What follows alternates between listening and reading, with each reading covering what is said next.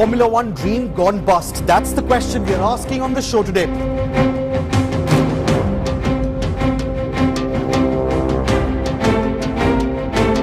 Bernie Ecclestone has made it clear that there are way too many bureaucratic hurdles in organizing the Indian Grand Prix. इस वक्त हमें मिल रही जानकारी के मुताबिक मुमकिन है कि इस साल आखिरी बार आप भारतीय ट्रैक पर फॉर्मूला 1 कारों को फर्राटे से दौड़ता देख सके। Joining me will be a host of Formula One experts. Tax issue in India and all the red tapeism is also one of the major reasons.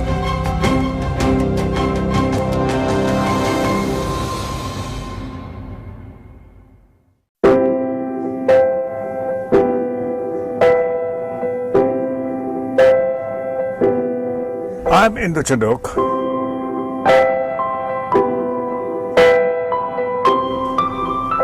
How old am I? Well, I first raced in 1955. You could say that I'm as old as Indian motorsports itself.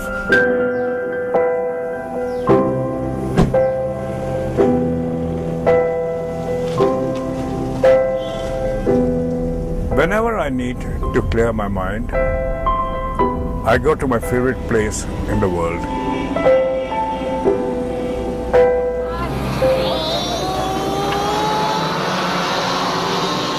Racing way back in the 50s was with a whole lot of variety of vehicles. I remember the first time we raced, we had a Buck Fiat and right up to a Mercedes 300 SL, and we had to have handicap racing.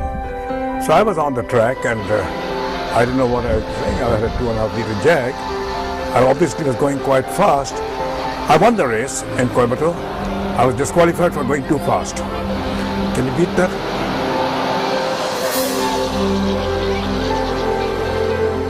The Second World War airfield called Sholavaram on the outskirts of Madras. Or we used to be at Barrackpore in Calcutta, or we headed to Sulur in Coimbatore, or we even made a trip to Bangalore and Kolar.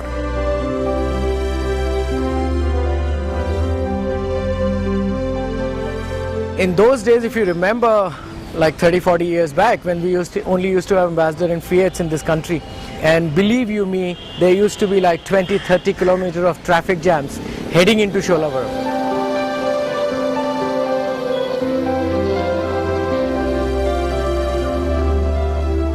I remember going to Sholavaram as a kid, and I've heard stories that it used to be a full house and 50-60,000 fill in bamboo, bamboo-built grandstands. I mean, they were incredible days.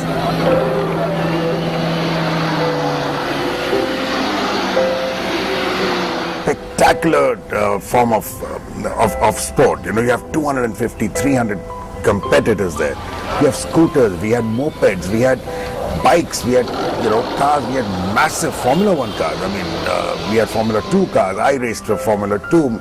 Vijay raced for Formula 1. Maharaj Kumar of Gondal raced for Formula 5000. David Pierce, Daljit Chaggar, Nazir Hussain, A.D. Jairam. I mean, the names were legendary. Legendary. We used to have 70,000 spectators flocking. We had to shut gates at Sholavaram in those days.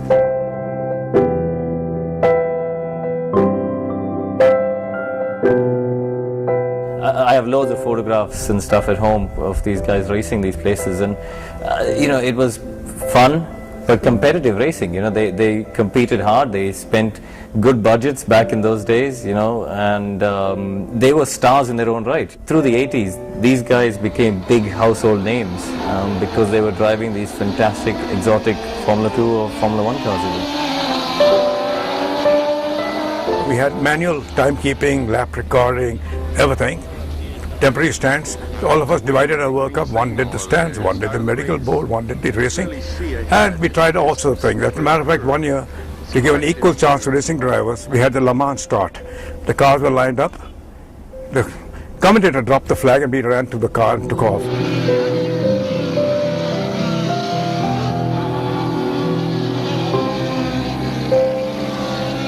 It took close to 40 years to move from those amateur races that took place in World War II airfields to this, India's first proper and professional racetrack in Sri Perambadur. And then it's taken another 24 years to move from this tarmac on the outskirts of Chennai to this tarmac on the outskirts of New Delhi, the Budh International Circuit in Greater Noida, venue of the Indian Grand Prix, the best organized race on the F1 calendar for 2 years in a row. And according to the drivers themselves, one of the best racetracks in the world to race on.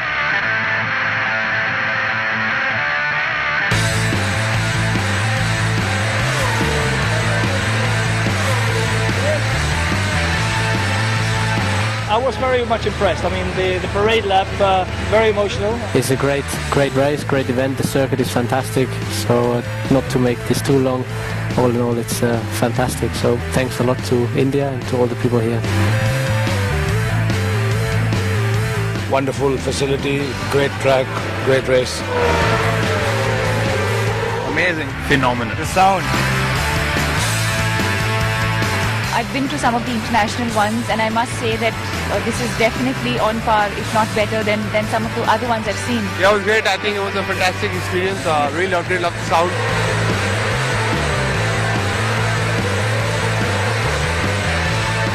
I don't know, I can't express the feeling, but even now I get goosebumps thinking about it because it's such an exciting moment for us. I mean, I never imagined in my wildest dreams that there'd be an Indian Grand Prix. I think I believed that I would get to F1 more than I believed we'd have an Indian Grand Prix.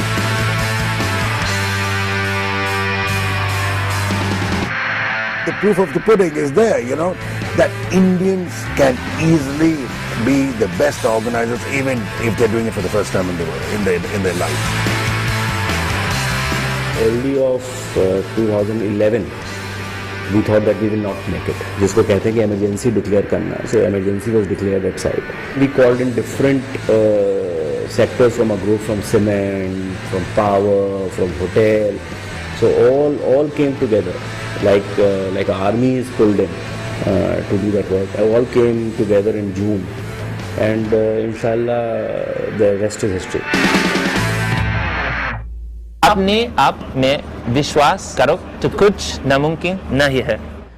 While that confidence and perseverance from just one private player has helped India organize one of the finest sporting events in its history, 3 years down the line, the future of Formula One in India looks bleak. Bernie Ecclestone, the octogenarian boss of Formula One, has already scrapped the 2014 edition. I believe there is a lot of paperwork that needs to be done, which can be done, but they have to be a little bit flexible because, you know, you have back-to-back Grand Prix. When things come into our country, they need to be shipped out immediately because, you know, the following weekend is Abu Dhabi. And what I've come to know is there was a lot of issue on bonds and so on and so forth. So, you know, our neighbors like China and Malaysia, Singapore, they've all hosted Grand Prix. And things have been going very smoothly, so maybe, you know, we should take a few tips from them and, you know, start implementing them, especially with the quick clearance of cars and so on. The process of getting to India, the process of getting their visas, the process of getting the invitation letters, it is a process. All right, it's not as simple as just rocking up at the airport and getting a visa on arrival. Sometimes it was taking as long as 3 to 7 weeks. All right, the whole because we have to get clearance from Ministry of External Affairs, Ministry of Home Affairs, political clearances. Then the clearances go to all the Indian embassies. We have to pay custom duty, but it's refunded back to us in a matter of time, say in 4 to 5 months. If that can be a month, it will be better. Like for cricket or for tennis or for football, what is your hardware? Okay, it's a tennis racket, it's tennis balls, it's a cricket bat, cricket balls, you know, cricket kit. For motor racing, it is cars, it is spares, it is all the stuff that comes with it. So, you know, we need the same, let's say, welcome or the same seamless import and re-export of everything that comes in and out. Okay, that would really help. What I'm flabbergasted or what I can't really get or understand is, you know, there are so many countries vying for the Grand Prix, and we have the Grand Prix. We have a fantastic facility which hosts the Grand Prix. It's just a little bit of support we need from the external sources, i.e. the government and so on. and from what I can understand, this is not forthcoming. Apart from encountering red tapeism during the import and export of race material, another bizarre rule whereby 1/19 of all revenues, not profits but all revenue earned by Formula One, is subject to Indian tax. Now this is something that has already prompted many Formula One teams to express their displeasure in travelling to India. Interestingly, this is one tax which no other country, even those that have been organising Grand Prix for more than 10 years, have ever applied on Formula One. In fact, all races on the Formula One calendar, with the exception of Japan, Britain and India, are fully funded by their respective governments. In fact, even in Japan and Britain, while their governments may not sponsor the event, they don't burden the organisers with additional taxes either. My plea to them would be, look at Formula One as you look at World Cup football coming to India or a World Cup cricket tournament coming to India. Okay, make sure we don't knock them with or treat them at par with normal commercial business ventures. Sample this, 18,000 crores is how much the promoters of the Indian Grand Prix, JP Group, spent in the construction of the Buddh International Circuit, one of the finest racing tracks in the world. 238 crores is the amount that the JP Group has to pay every year to Formula One management as race fee. 60 crores is the operational cost incurred by the organisers in the successful running of the Indian Grand Prix. 600 crores is the money deposited by the JP Group as custom duty. Most of it is refunded, minus duty paid for durables consumed like tires, fuel, wine, etc. Add to that the sum of 10 crores that the Indian government demands as legitimate extortion fee towards the National Sports Developmental Fund. I think the reality is, India is a country where we have still huge socio-economic issues. We have things which are priorities ahead of Formula One and motorsport. So I fully understand and appreciate all of that. So my plea would be, even if we can't expect the government to come up with funding in a way that they do in other sports, what I'd like from them is to not hinder the process. Maybe support in terms of various tax issues, customs exemptions. If we want to import hardware to improve infrastructure in India, help us out with things like that. So it's not physical money, but it's perhaps relaxing some of the rules. I think it should be, Government of India should own it in the respect that yes, it is their event. It is not a JP event. We are not talking, JP has made the circuit, JP has paid the license fee. Obviously, we will be delighted if they share the license fee. There are many governments which do share the license fee. There will be those that will argue that for a country that has more pressing issues to deal with, like provide basic living needs to majority of its citizens, pumping money into a niche sport like Formula One will be a colossal waste of government funds. But then there is a counter argument to that. Formula One as a sport has enormous potential to be a money spinner for any government. Singapore and Malaysia are prime examples. So if the Indian government can look beyond the stereotypes associated with Formula One, they will realize they have much to gain from the Indian Grand Prix. In fact, the Indian government is already reaping benefits of having a Formula One race in the country. A recent study done by the Associated Chambers of Commerce and Industry of India proved just that.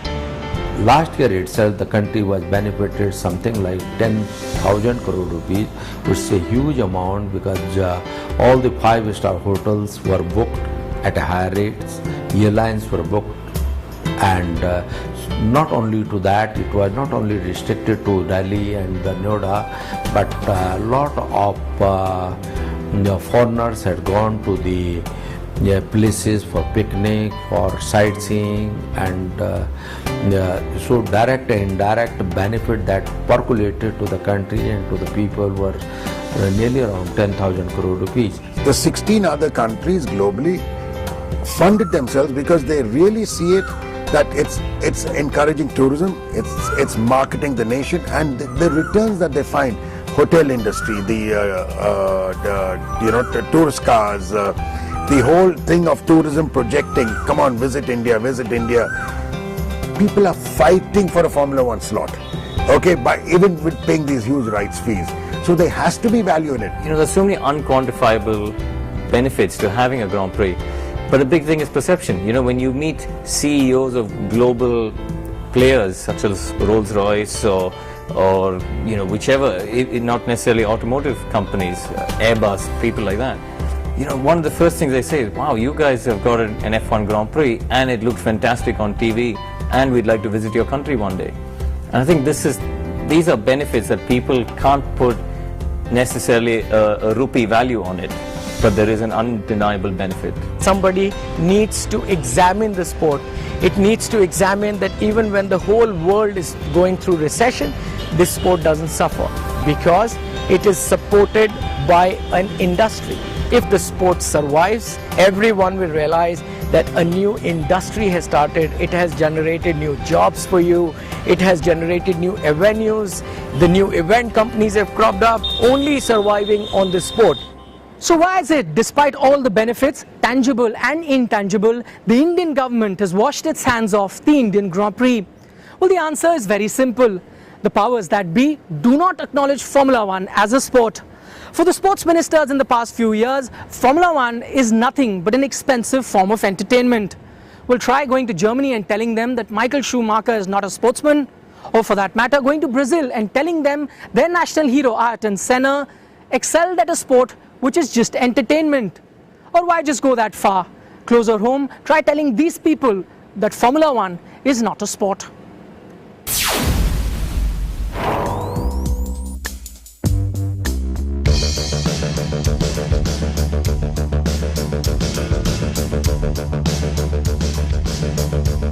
Challenge anyone, in India, in any other sport, we'd be as fit or if not fitter, It's a sport that is watched by over 2 billion people worldwide. There's a big following all over the world, and it's how do I say, people commenting on this in a manner that it's not a sport and so on. I think they're very ignorant.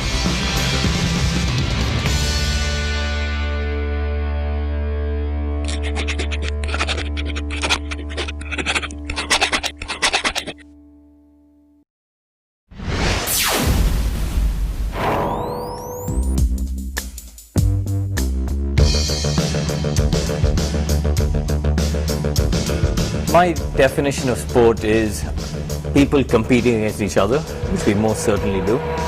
It's people competing in a physical activity. Perhaps put a minister in one of our race cars and see, for them to feel, what G-force and physical exertion goes through your body. I'll be amazed if they can do more than 3 laps. I don't see how chess and billiards and snooker, sports like that, can be classified as sports and we're not. So it's something that still confuses me.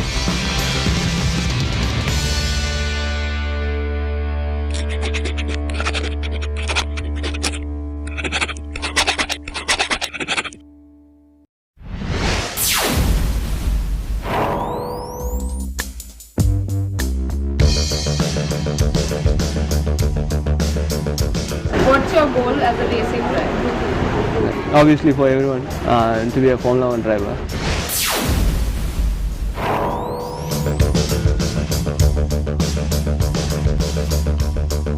I'm running small business, running service center. These hard things are automobile sports, hard things, because every night we are going back to 12 o'clock, coming early morning 6:30.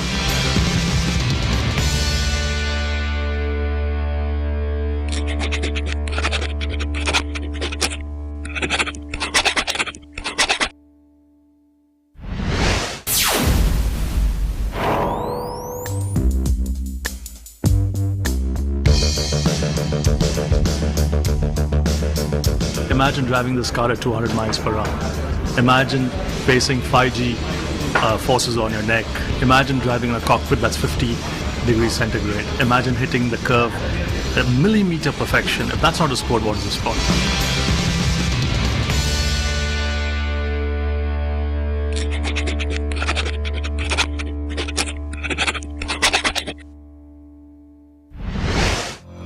As things stand right now, the JP Group has a 5-year contract with Formula One management to host the Indian Grand Prix at the Bodh International Circuit. However, due to lack of political support, the event may not be a financially viable option for the promoters in the long run. Add to that the fact that there are hosts of other countries eager to jump on to the Formula One bandwagon, and 2013 might just be the last time you see an Indian Grand Prix. I'm very proud of it, and it will be a real shame if Formula One goes away from India, not because of lack of facility or ability, but because of political reasons.